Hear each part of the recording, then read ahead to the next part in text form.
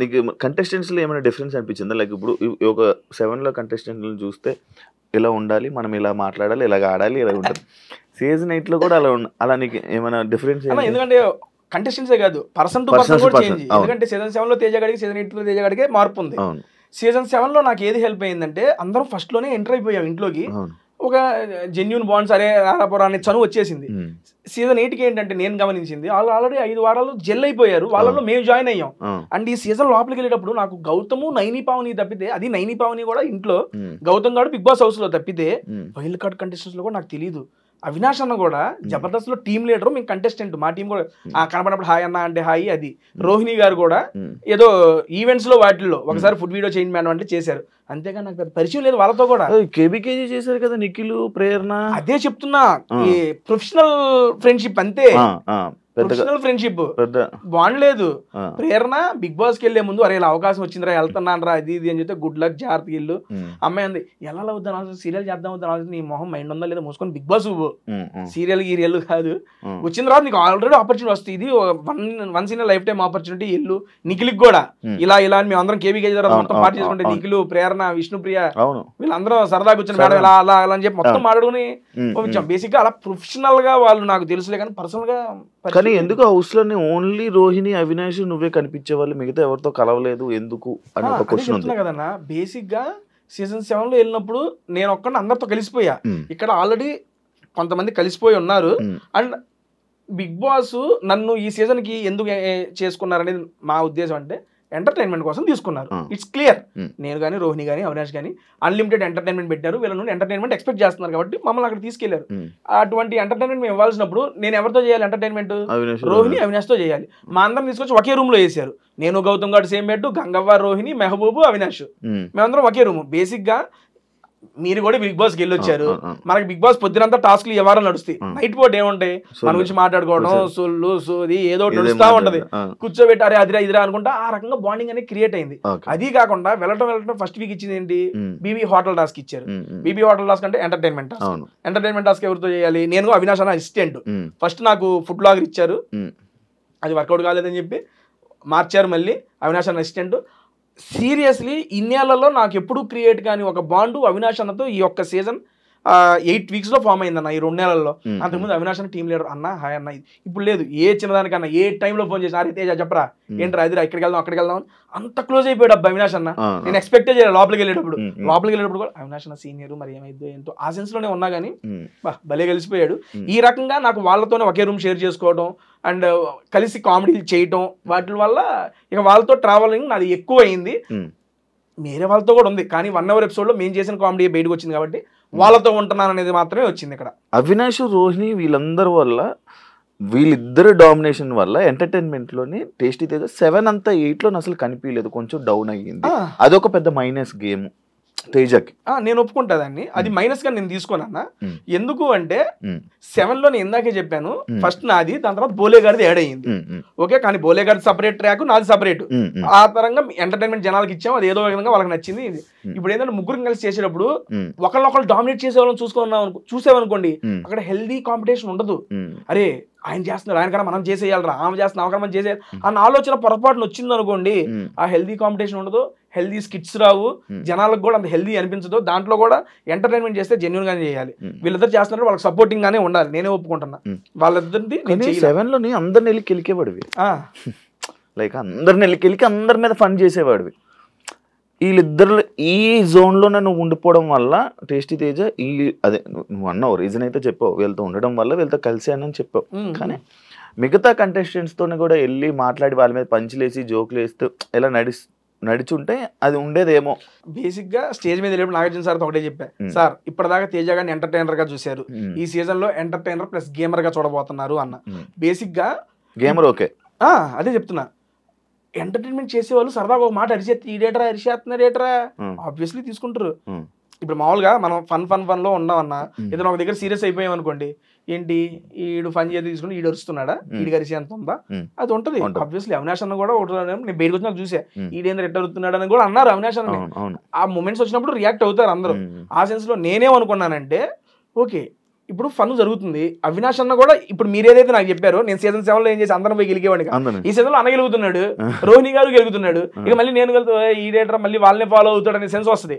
నాకు స్కోప్ దొరికినప్పుడు నేను చేసిన, దాంతో పాటు అదనంగా ఇందులో కామెడీలో తగ్గింది అన్నారు కదా, ఆ తగ్గిన దాన్ని గేమ్స్ లో కవర్ చేసుకొని ఆ రెండింటిని బ్యాలెన్స్ చేసుకుని ముందుకెళ్ళా ఈ సీజన్ లో. That is wantedly only. Shobha Shetty లాగా అమ్మాయి ఎవరైనా కనెక్ట్ అయ్యారా? లేదండి, లేదండి, ఇంకెవరు కనెక్ట్ అవ్వరండి లైఫ్ లో. సీరియస్ రాసిస్తా. ప్రొఫెషనల్ పరంగానే పరిచయం అయింది ఆ పాప, పర్సనల్ గా చాలా బాగా కనెక్ట్ అయ్యింది. నేను కూడా అనుకోవాలి ఎంత కనెక్ట్ అదే ఇంకెవరు కనెక్ట్ అవ్వరు లైఫ్ అవ్వలేదు.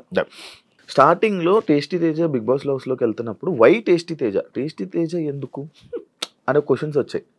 దాని గురించి నువ్వు ఏమైనా చెప్పాలనుకుంటున్నా? నేను అడిగా టీంని, సీరియస్లీ అడిగా. ఇంటర్వ్యూ పిలుస్తారు కదా, మాట్లాడినప్పుడు వై టేస్ట్ మళ్ళీ నన్ను ఎందుకన్నా, నేను ఎందుకు అడిగానంటే ఇవ్వండి అవినాష్ గారు ఐ మీన్ మనకి వస్తున్నాయి కదా, నా నుండి ఏమి ఎక్స్పెక్ట్ చేసి మీరు తీసుకుంటున్నారు ఈ సీజన్ లో అని నాకు రెండు చెప్పారు నన్ను ఇంటర్వ్యూ చేసేప్పుడు. ఈ సీజన్ లో ఏం తగ్గింది అని, ఎంటర్టైన్మెంట్, దానికోసం నేను తీసుకుంటున్నా. అండ్ ఇంకోటి ఎంటర్టైన్మెంట్ తో పాటు నీకు తెలివి ఉంది, నువ్వు నీ తెలివిని ఉపయోగించి ఆట ఆడు, నీ మనసును ఉపయోగించి ఎంటర్టైన్మెంట్ చేయి, నీ నుండి ఈ రెండే ఎక్స్పెక్ట్ చేస్తున్నావు, ఇంకేమి వద్దు, నువ్వు ఇది ఆడు మాకు చాలా అన్నారు. ఇదే చెప్పారు నాకు. ఓ మనకు తెలివి ఉందని చెప్పి ఇల్లు బాగా పెట్టుకున్నారు. నిజంగా ఉంది, నేను యాక్సెప్ట్ చేస్తున్నా. నేను ఒక 2-3 డిస్కషన్స్ లోనే నేను మా వాళ్ళతో చెప్తాను, ఎలా ఈ భలే గెస్ట్ చేస్తున్నాడా. మన చైతుకి చెప్పాను, నేను చాలాసార్లు చెప్పాను, చాలా మందికి చెప్పాను భలే గెస్ట్ చేస్తున్నాడు అని. బిగ్ బాస్ టీమ్ కూడా స్టన్ అయిందంట. ఏంటి తేజ నువ్వు వాట్ ఈస్ బజర్ కొట్టారు కూడా, బజర్ కొట్టి కొడుకు 2 కొడుకులు 4 కొడుకులు 2 చెప్పు. అవును చెప్పేం కానీ అర్థం కాల టీం కూడా. ఐ మీన్ మన వాళ్ళకి నిజంగా ఒకరి దాంతో ఎక్స్ప్లెయిన్ చేసా. వాళ్ళ టీం ముందే అనుకున్నారంట తేజ ఏదైనా చెబుతాడు, ఇది చెప్పలేడు అనుకున్నారంట. చెప్పలేడు అని చెప్పి నేను రాగానే అదే క్వశ్చన్ వాంటెడ్ అడిగారంట, తేజ గడి చెబుతాడా లేదా అని. చెప్పిన షాక్ స్టన్ అంట, అమ్మని మీరు చెప్పేసి అడ్రా ఇది కూడా అని అనుకున్నారంట పీసీఆర్. నాకు బయటకు వచ్చి చెప్పారు. కొంచెం ఉంటది కదా నీకు నాలెడ్జ్, లైక్ ఇలా మాట్లాడు, మన ఊరు కానీ మన చుట్టాలు రిలేటివ్స్ ఉంటాయి కదా, ఆ నాలెడ్జ్ బట్టి ఫాస్ట్గా అయిపోయింది కదా నీకు. అంతే జస్ట్ అర్థం చేసుకున్నా ఇది అని చెప్పి వచ్చేసింది. టేస్ట్ తేజ నీకు మీరేమనుకున్నారు వైట్ టేస్ట్ తేజ మళ్ళీ ఎందుకు రా వీడు వెళ్తున్నాడని తెలియదు మీకేమైనా వెళ్తున్నాడంటే ఆల్రెడీ అవినాష్ రోహిణి వీళ్ళందరూ ఉన్నారు కదా, టేస్టీ తేజ వెళ్తున్నా ఎందుకు? టేస్టీ తేజ 2-3 వారాలు బయటికి పంపి ఒక కంటెస్టెంట్ మళ్ళీ ఎలాగోకలా బయటకు పంపాలి, అలా పంపిస్తున్నారా? లేకపోతే ఏమైనా ఇంకొక వెర్షన్ ఏమైనా చూపించబోతున్నాడా? ఏం చేస్తున్నాడు టేస్టీ తేజ, ఏం చేస్తాడు నాకు తెలియదు నిజంగా. ఎప్పుడైతే వైల్డ్ కార్డ్ కంటెస్టెంట్ 8 మంది అయిపోయారో, రోహిణి గారిని హౌస్ లో చూడంగానే అమ్మని అమ్మ ఏంది ఇది ఎంతమంది వచ్చారు ఎంటర్టైనర్లు. అవినాష్ అన్న సీజన్ కే ఎంటర్టైనర్, మా సీజన్ రోహిణి గారు ఇప్పుడు బయట ఎరగేస్తున్నారు. హరితేజ గారు తోపు అప్పట్లో, మేము సీజన్ 1 చూసిన అప్పుడు మేడం గారిది. వీళ్ళందరి మధ్య నేను పిల్ల పిచ్చుగాడిని, నేనేం చేయగలను అసలు వీళ్ళతో? ఫస్ట్ 2 రోజులు నాకు అదే ఉంది మైండ్ లో ఆలోచన. నేనేమనుకున్నా సీజన్ 7 వెళ్ళాము, అందరం ఆడుకున్నాము, ఆడిచ్చేసాము, ఆడేద్దాం అనుకున్నా. వాళ్ళందరూ చూడంగానే ఆట అమ్మని ఇదేందయ్యా ఇది సరే దీన్ని ఎట్టగొట్టి నెట్టుకు రావాలి అని చెప్పి ఇక వాళ్ళతో ఆ జర్నీ, ఆ కామెడీ జర్నీ కంటిన్యూ చేసి అనుకున్నా కదా. నేను గట్టి ఫిక్స్ అయ్యా, అమ్మ వచ్చేదాకా ఉండాలి, ఏ వారం 10-11 వారం వస్తాం. వీళ్ళందరిలో కల్లా నేను అనుకుంది ఏంటంటే నిజంగా చూసి 2వ వారం 3వ వారం తేజగాడు బయటికి వెళ్ళిపోతాడు నేను అనుకుంది. నేను గనక ఆడకపోతే అన్న నిజంగా 2వ వారం 3వ వారం ఇంటర్వ్యూ నీ ముందు కూర్చునేవాడిని.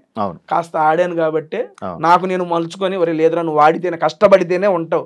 సీజన్ 7 ఇంకా తేలికన్నా. ఇప్పుడు ఎంతమందిలో నిలదొక్కుని వైల్డ్ కార్డ్ కంటెస్టెంట్స్ గా వెళ్ళి ఓట్ బ్యాంక్ ను క్రియేట్ చేసుకుని ఆ ఓట్ బ్యాంక్ కన్సిస్టెంట్ గా మెయింటైన్ చేసి ఉండాలంటే చాలా కష్టం. అవును, చాలా మంది నామినేషన్ అయిన వెంటనే వచ్చేయడం, లేకపోతే ఇది జరిగింది, కానీ నీది అలా జరగలేక ఉన్నావు 4 వారాలు నామినేషన్ లో గెలిచి 5వ వారం డబుల్ ఎలిమినేషన్ లో ఎలిమినేట్ అయ్యి బయటకు వచ్చా. అవును, డబుల్ ఎలిమినేషన్ లో పెట్టా. అది సింగిల్ ఎలిమినేషన్ అయితే అప్పుడు ఆ రోజు కూడా నువ్వు రాకపోతుండే. ఏమో తెలియదు. ఒక టాపిక్ వచ్చింది, లైక్ ఎలా అంటే పృథ్వీ, నిఖిల్ అండ్ యష్మి ఇప్పటి వరకు అసలు నామినేషన్ చేసుకోలేదు. వాళ్ళది గ్రూప్ గేమ్, ఎంతమంది లోపలికి వచ్చి చెప్పినా వాళ్ళకి లైక్ మాట అనడం జరిగింది కదా. తెలియట్లేదా వాళ్ళకి, తెలియట్లేదా అని అన్నావు కదా. నామినేషన్ చేసుకోవట్లేదా నేను అన్నా? ఓకే, నాకు గుర్తులేదు. లాస్ట్ టైం ఎవరో ఇంటర్వ్యూలో అడిగారు ఇది నన్ను. తెలియట్లేదు అన్ను. కానీ నువ్వు రోహిణి అవినాష్ కూడా మీరు అసలు నామినేషన్ చేసుకోలేదు, వాళ్ళది గ్రూప్ గేమ్ అయితే మీది గ్రూప్ గేమా కాదా అని క్వశ్చన్ ఉంది. దానికి ఏం చెప్పు? ఓకే అన్న, ఇప్పుడు రోహిణి గారి ఎగ్జాంపుల్, బేసిక్ గా రోహిణి గారు నామినేట్ అయింది ఇప్పుడు 14వ వారం. అవునండి, మేము ఇంట్లోకి ఎంటర్ అయింది ఇప్పుడు 6వ వారం. 6 నుండి 14, 9 వారాల్లో నేను ఒక్కడనే కాదు కదా, హౌస్ మొత్తం రోహిణి గారు నామినేట్ చేయలే. 14వ వారంలో కూడా రోహిణి గారికి నామినేషన్ పడింది. ఏంటి, నువ్వు ఇప్పుడు దాకా నామినేషన్ లోకి రాలేదు కాబట్టి నిన్ను నామినేట్ చేస్తున్నావు అని చెప్పి నామినేట్ చేశారు. ఓకే, సరే మేము ముగ్గురం గ్రూప్ గేమ్ అన్నారు కదా, మరి అటువంటిప్పుడు రోహిణి గారిని మిగిలిన ఇంటి సభ్యులు అందరూ 12 మంది ఉన్నారు, ఎవరో ఒకరు నామినేట్ చేయొచ్చుగా. మరి నామినేషన్ చేయడానికి వాళ్ళకి రీజన్ దొరకలేదా? దొరికితే నామినేషన్ చేస్తే ఆవిడ నామినేషన్ లోకి వచ్చేదిగా.